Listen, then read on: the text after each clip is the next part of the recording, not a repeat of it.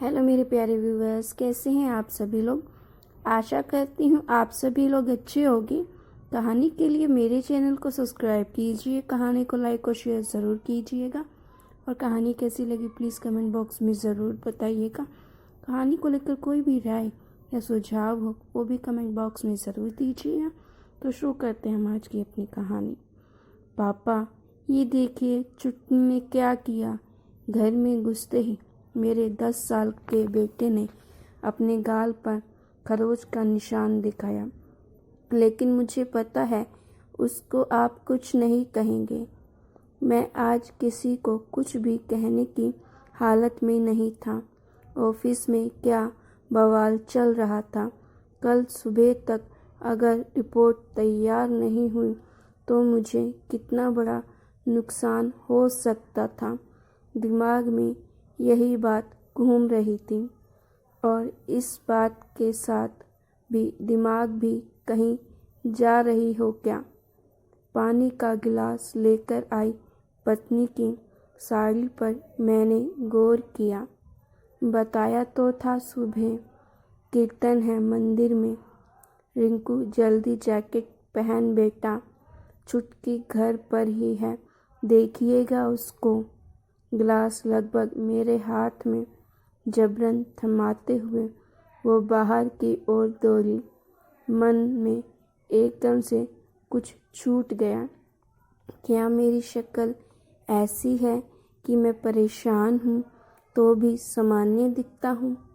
जैसे मैं बाहर से आकर इसको देखकर जान जाता हूँ कि कुछ हुआ है घर में, वैसे इसको कभी क्यों नहीं लगता।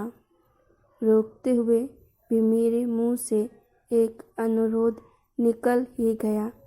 थोड़ी रुककर चली जाना, सिर दर्द हो रहा है। शायद आखिरी शब्द बोलते बोलते मैं तकिए पर सिर टिकाकर आंखें बंद भी कर चुका था। ना तो मेरे अनुरोध पर गीता की प्रतिक्रिया मैंने देखी, ना देखने का मन था। बस मन ये था कि गीता मेरे सिरहाने आकर बैठे और पूछे, क्या हुआ? ऑफिस में कोई बात हो गई क्या? और मैं बिना जवाब दिए बस ये फिक्र महसूस करता रहूं, इसी पल में जीता रहूं। वो फिर से एक बार पूछे, सही सही बताइए आपको मेरी कसम। और मैं उसके इस प्रेम से तृप्त होकर उसकी हथेली हाथ में लेकर कहूँ, बहुत दिनों से तुमने मेहंदी नहीं लगाई। अचानक कुछ आवाज़ सुनकर ऐसे मीठे विचारों की दुनिया से बाहर आकर आंखें खोली। गीता बगल वाली कुर्सी पर बैठी पर्स में कुछ ढूंढ रही थी। और बताओ दिन कैसा रहा? मुझे इसका जवाब नहीं, बदले में यही सवाल सुनना था। आज तो सुनना ही था। आराम किया दिन भर? काम ही क्या है मेरे पास? नुकीले तीर जैसा ताना आकर सीधे मेरे दिल में लग गया। दिन भर घर के कामों में खटो, फिर बच्चों के झगड़े सुलझाओ।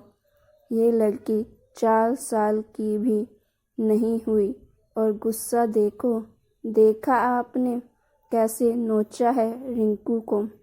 मैंने फिर से आंखें बंद कर ली। मैं अगर यहीं इसी समय मर जाऊं तो किसको फर्क पड़ेगा? शायद किसी को भी नहीं। दिल में कुछ अजीब सा घुमड़ रहा था, आंखों तक भी पहुंच रहा था। मेरे अंदर और कुछ सुनने की शक्ति नहीं बची थी। निचुड़ रहा था मैं धीरे धीरे हर बीते पल के साथ। सुन रहे हैं, आप डांटते ही नहीं उसको। आते समय फ़ोन भी नहीं किया आपने। नींबू नहीं है घर में, अदरक भी मंगानी थी। मेरी तकलीफ़ों से बेखबर गीता अपनी समस्याओं की गठरी खोलती जा रही थी। मेरे लिए ये माहौल असहनीय होता जा रहा था।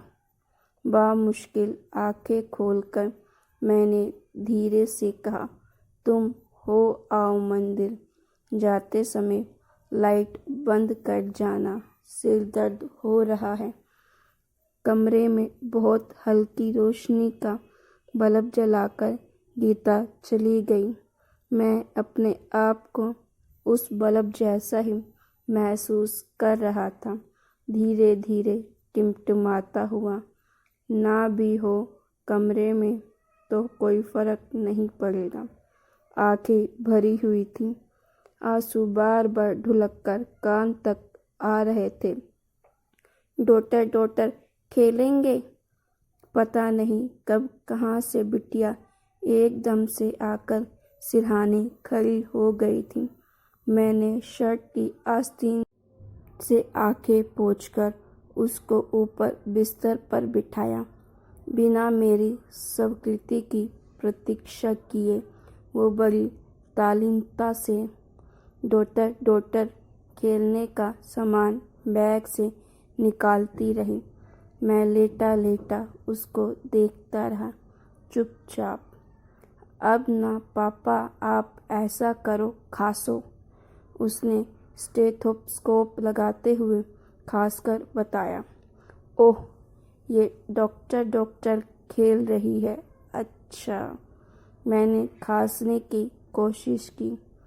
ऐसे नहीं पापा, उसने आकर मेरे पीठ पर हाथ लगाकर मुझे उठाया। बैठकर खांसो। फिर से एकदम गुड़िया जैसे मेरी बिटिया एकदम मेरे पास बैठी थी, दीन दुनिया से बेखबर, कितनी मासूम। मेरा मन भर आया। मैंने उसका माथा चूम लिया। अरे अभी मैं डॉक्टर हूँ, पेशेंट लोग ऐसे नहीं करते, उसने घूरा। मैं खिलखिलाकर हंस दिया। ऐसे लगा जैसे आसपास बिखरा कोहरा खुल रहा हो। लेकिन डॉक्टर, मेरे सिर बहुत दर्द कर रहा है, मैंने माथे पर हाथ रखते हुए कहा। अच्छा, तो फिर लेट जाओ, आंखें बंद करके, एकदम गंभीर होकर मुझे आदेश देते हुए और कंबल से मुझे अच्छी तरह से ढकते हुए वो बार बार अपने माथे पर आए बाल हटाती जा रही थी। ये पल कैसा था ये बताना मुश्किल है। बस कुछ ऐसा कि उस छोटे से बल्ब से भी कमरे में रोशनी बढ़ती जा रही थी। ये वाली दवा अभी पीनी है, कड़वी है। एक छोटी सी प्लास्टिक की शीशी मेरे मुंह में लगाकर उसने वापस सामान में रख दी।